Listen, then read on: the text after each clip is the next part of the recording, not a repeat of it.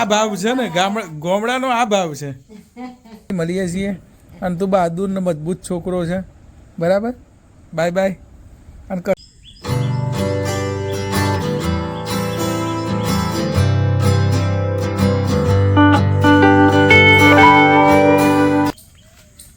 કયું ઘર છે ભાઈ? હા આજ તો ભાઈ ખેતરોમાં ઘર હોય ખેડા જિલ્લામાં ઘરની ફરતે બહુ બધા ઝાડ હોય. એક વાલીના ઘરે આવ્યા છીએ. એ વિદ્યાર્થી હેન્ડીકેપ છે, દિવ્યાંગ છે. તો મુલાકાત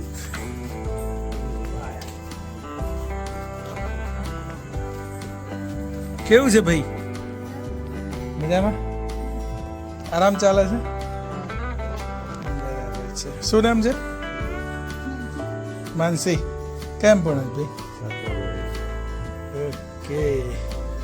જો ભાઈ ગોદરી પથરાઈ ગઈ છે અમારા માટે. ગોદરી નહીં પણ ધાબળો. અરે પણ સરસ અમને એમ. અરે જે હોય એ આ ભાવ છે ને ગામડાનો આ ભાવ છે. જય શ્રી કૃષ્ણ દાદા. કેવું છે ભાઈ? કે તબિયત પાણી કેવા? સારા?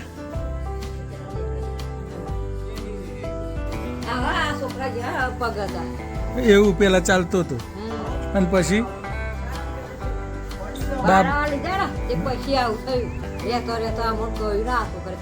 ડોક્ટર બતાવ્યું?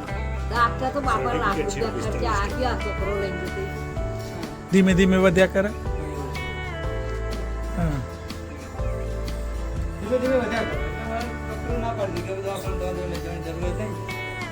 આપણો દેશ નહીં, ગમે તે વિદેશ કરી દેવાની દવા નહીં.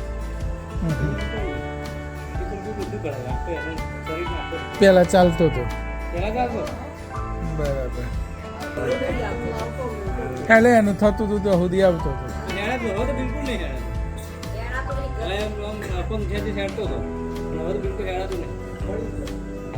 થવાનો પ્રયત્ન કરતો. પકડાવો તો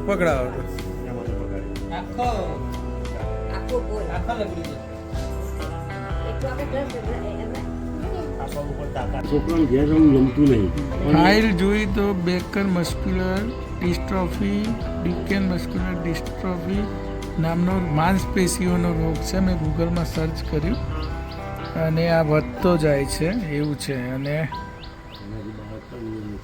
હા, એના કારણે બાળક અનિયમિત રહે છે. પહેલાં આવતો હતો પણ પછી ધીમે ધીમે આ રોગ જકડાય છે. તો વાલીને આપણે ફિઝિયોથેરાપીની સલાહ આપી છે કે ભાઈ તમે ઘરે જ્યારે જમ્યા પછી કસરત કરાવો. સવારે ઉઠીને 10 મિનિટ કસરત કરાવો તો એને ઘણું બધું સારું રહેશે. અને આના કોઈ જાણકાર હોય, કોઈ દવા હોય તો આ વિડીયો જુએ છે તો ચોક્કસ મારો સંપર્ક કરજો, જેથી આ બાળકને નવજીવન આપણે આપી શકીએ. આભાર. તો વાલીને આપણે એવી સલાહ લઈએ છીએ કે ભાઈ 2 કલાક અઠવાડિયામાં કે મહિનામાં ગમે ત્યારે જ્યારે ફ્રી હોય ત્યારે એને બાળકો જોડે રહેવા મળે એવું કરીએ. એટલે તમારું નામ શું છે? તો દિનેશભાઈને આપણે વિનંતી કરીએ કે ભાઈ તમારે અઠવાડિયામાં 1 વખત કે 2 વખત તમે જ્યારે નબળા છો તો માનસીને એકલો ખાટલામાં કંટાળી ના જાય એટલે એને સ્કૂલમાં મોકલજો એવો વાયદો કરો મને. હા, આભાર તમારો. બરાબર.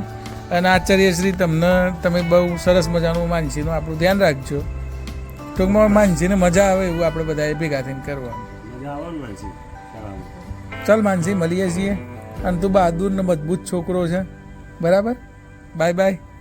અને કસરત જાતે કરવાની પડે હો.